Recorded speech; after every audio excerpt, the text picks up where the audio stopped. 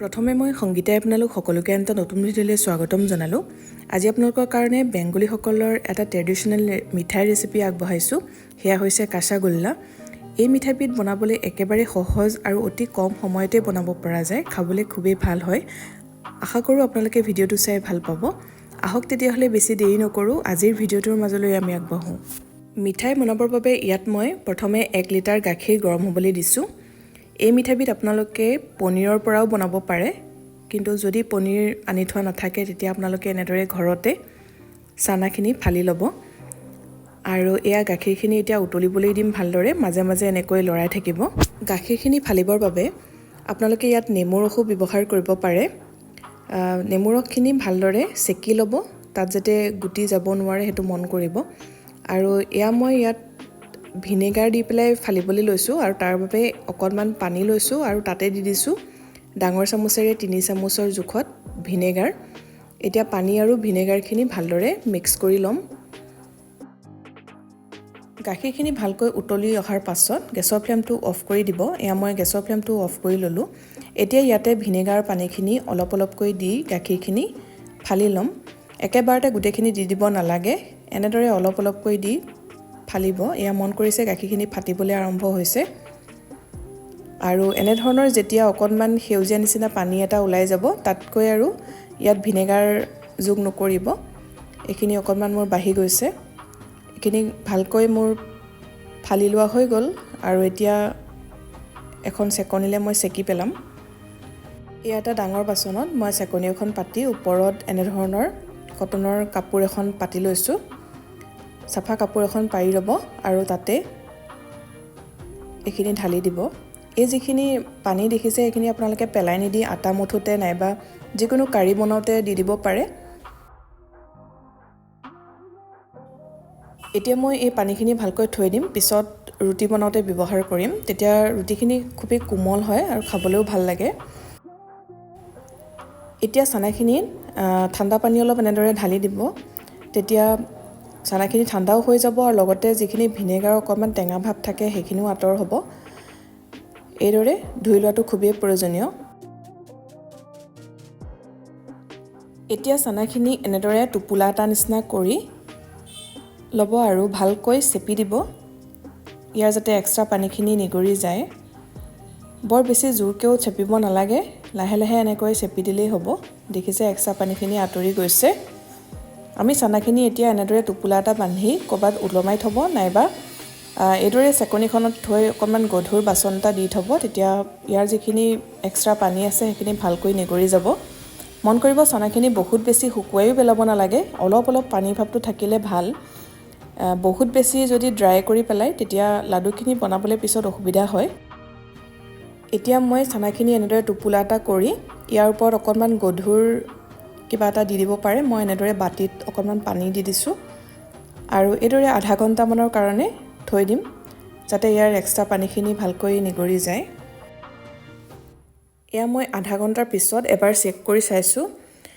এনেদৰে লাহেকৈ চেপি চাব, যদি ইয়াৰ পৰা পানী নোলায় তেতিয়াহ'লে গম পাব যে ভালদৰে শুকুৱাই লোৱা হৈ গ'ল। ইয়াতকৈ আৰু শুকুৱাই থাকিব নালাগে। তাৰমানে বেছি যদি ড্ৰাই কৰি পেলাই তেতিয়া লাডুখিনিৰ টেক্সচাৰটো বেয়া হয় আৰু পিছত অলপ অসুবিধা হয় লাড়ু কৰিবলৈ।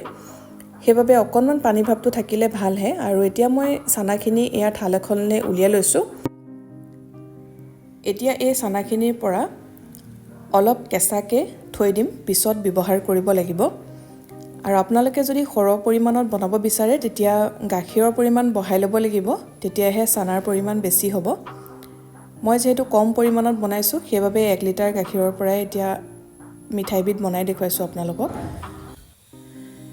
এয়া মই অলপ থৈ দিছোঁ বেলেগকৈ আৰু পিছত ব্যৱহাৰ কৰিম। এতিয়া এইখিনি ভালদৰে হাতেৰে মোহাৰি এনেদৰে সানি ল'ব। অকণমান সময় আমি মঠি ল'ব লাগিব মিহি হোৱালৈকে। হাতৰ তলুৱাৰে এনেদৰে ভিডিঅ'ত দেখুৱাৰ দৰে কৰি ল'ব, তেতিয়া সহজতে মিহি হ'ব। নাইবা এই ধৰণৰ বাতি নাইবা গিলাচ এটা দিও আপোনালোকে মঠিব পাৰে। 2-3 মিনিটমান এনেদৰে মঠিব লাগিব, তেতিয়াহে মিহি হ'ব।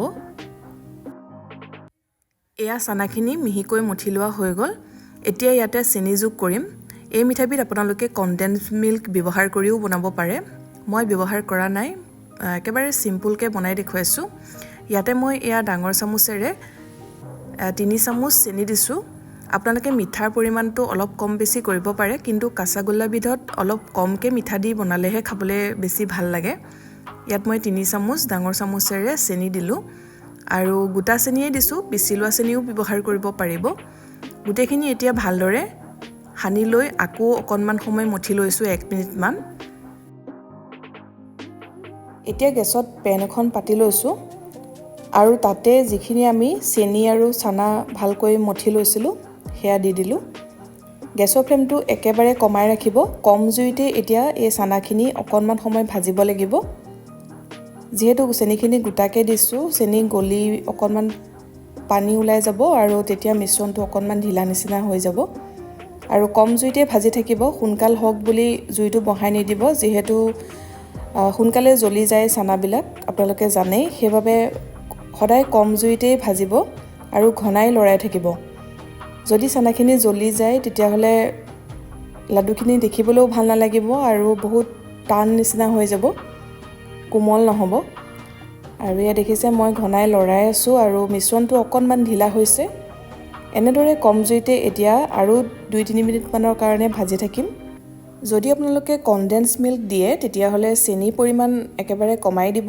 আৰু এইখিনি সময়তে কনডেন্স মিল্ক যোগ কৰি ল'ব আৰু মিশ্ৰণটো যদি বেছি ড্ৰাই হোৱা যেন পায় তেতিয়া এচামুচমান গাখীৰো যোগ কৰি ল'ব পাৰিব মাত্ৰ কম জুইত এই চানাখিনি ভাজি থাকিব আৰু এয়া মোৰ ভাজি লোৱা প্ৰায় হৈ গৈছে দেখিছে অলপ ঢিলাই হৈ আছে একেবাৰে শুকুৱাই পেলাব নালাগে এনেধৰণৰ হৈ থাকিলেই হ'ব এইদৰে যেতিয়া আপোনালোকে দেখিব যে কেৰাহীৰ পৰা এৰি দিছে বা লাডু এটা নিচিনা হৈছে সেইখিনিলৈকে ভাজিলেই হ'ব ইয়াতকৈ আৰু শুকুৱাই পেলাব নালাগে এতিয়া মই গেছৰ ফ্লেমটো অফ কৰি মিশ্ৰণখিনি এটা বাতিলৈ উলিয়াই ল'ম গৰম কেৰাহীতে এনেদৰে থৈ নিদিব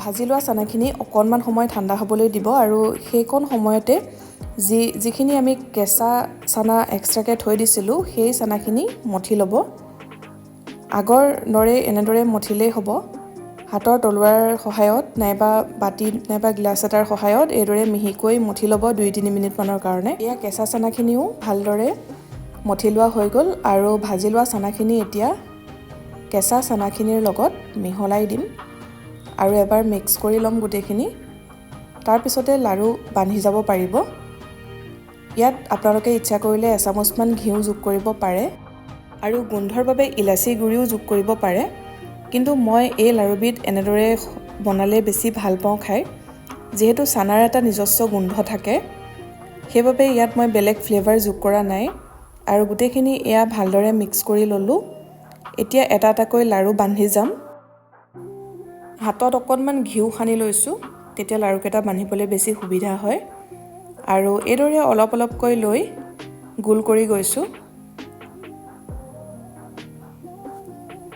এয়া এটা লাড়ু বান্ধি লোৱা হৈ গ'ল এতিয়া মিঠাই লাইনাৰ এনেদৰে তলত দি পেলাই মই সজাই দিছোঁ বা ওপৰত আপোনালোকে যিকোনো ড্ৰাই ফ্ৰুটছ লগাই পেলাই দিব পাৰে তেতিয়াও ভাল লাগে দেখিবলৈ আৰু এনেদৰে মই এতিয়া অলপ অলপকৈ মিশ্ৰণ লৈ লাড়ুকেইটা বান্ধি যাম এই মিঠাইবিধ বনাবলৈ একেবাৰে সহজ আৰু অতি কম সামগ্ৰীৰ প্ৰয়োজন হয় মন কৰিছে আপোনালোকে গোটেইখিনি ষ্টেপ বাই ষ্টেপ দেখুৱাই দিছোঁ যদি আগতে এনেদৰে ঘৰত কাচাগোল্লা বনোৱা নাই এবাৰ নিশ্চয় বনাই খাই চাব আৰু কেনে পালে কমেণ্ট কৰি জনাব